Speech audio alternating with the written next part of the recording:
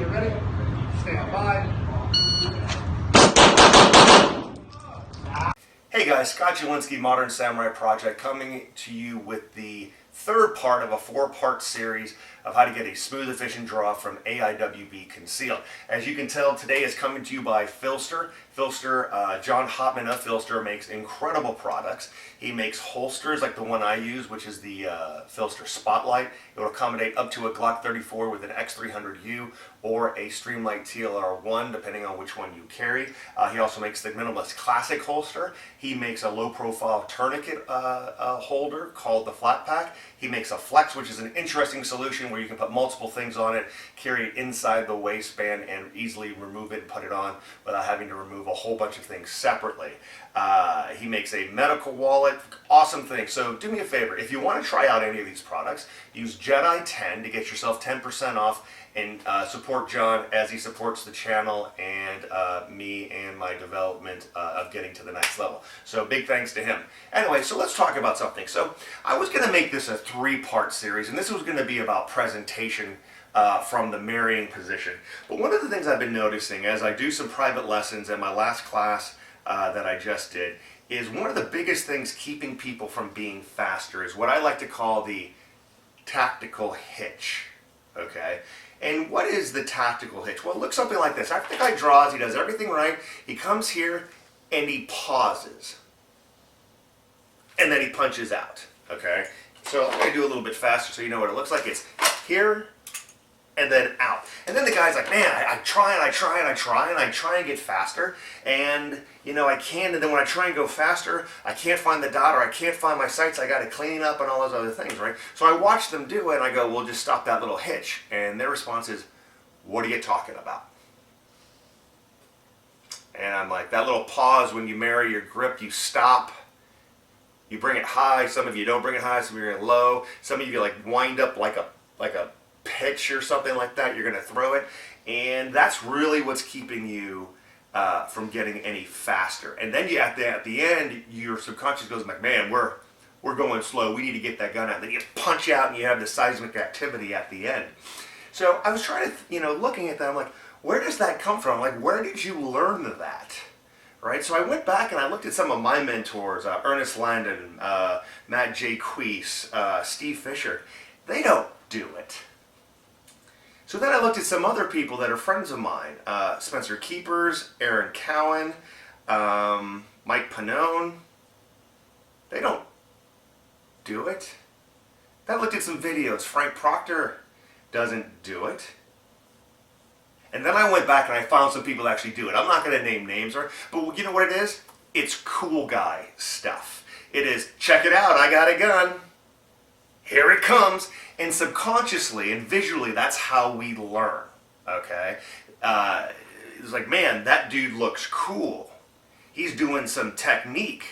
It kind of looks like a samurai with a sword as he punches out. Guys, that's inefficient, okay? A concept I want to introduce you to, right, is rounding out the edges. And what I mean by rounding out the edges is that the grip is the draw, is the marry, is the presentation, is the trigger prep, is aiming. It's all the same thing. Now when you're starting out, yes, you need to break everything down, like we said before with micro drills, and get it down. But once you're safe and you got it, round off the edges, speed that stuff up, okay? Because if I'm doing one thing, and you're doing two things or three things, I'm always going to be more efficient, therefore I'm always going to be faster. Okay. So in one of the private lessons I was doing, I was like, okay, I didn't realize I was doing that. I am doing that. How do I get rid of it? My answer was just stop doing it. And he couldn't, because there was something in there subconsciously of it was verifying something for him. And what that was his grip, right? He did not have confidence in his grip and didn't understand any way how to do it other than put it on the gun, confirm it, and then punch out, okay? So the way that we fixed this, right, was going back. Remember, your grip is your draw, is your presentation, is your trigger prep, is your aiming, right? So let's look at your grip, right? So this is what they do, right? It comes up, he confirms the grip, and then he punches out, okay? Here's what I do. When I come up and I marry, right, it's right here. I do this chop thing, okay? I do this chop, and as I'm presenting out, the grip comes up. Now notice where my finger placement is. I put my hands very high. That lets me get up. That's the drumstick of the gun, of my thumb, get super, super high. You know what happens when you're shooting and your slide's on the thumb? Or your thumb's on the slide? Nothing. Better recoil control. I'm taking away even more of the separation of the bore axis on my hands by doing that.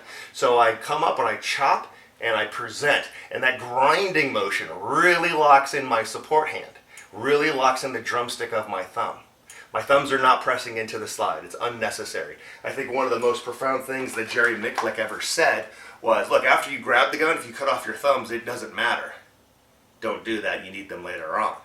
But pressing into the gun with your thumbs, all that stuff, not necessary. Just get your thumbs out of the way so you can get up high up on the gun as possible. Okay?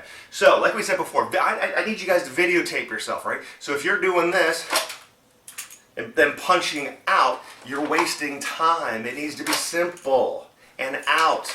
Okay? Plus, at the end, you'll be faster. We'll talk about presentation, drawing out versus drawing up, okay?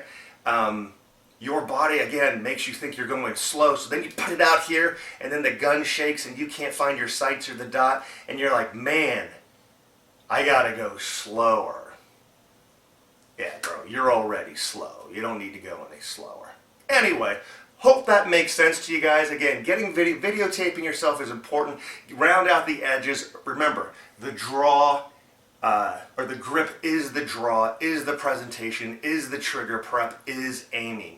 Round out those edges. Make everything smooth. And if you're doing something because it looks cool, but it's slower, that's dumb. Anyway, as always, guys, I appreciate you tuning in. Next time, we will conclude the series with the presentation. We're going to talk about things about punching out or drawing out versus drawing up and getting to your natural proprioceptive eye line. That said, be good, stay safe, get training.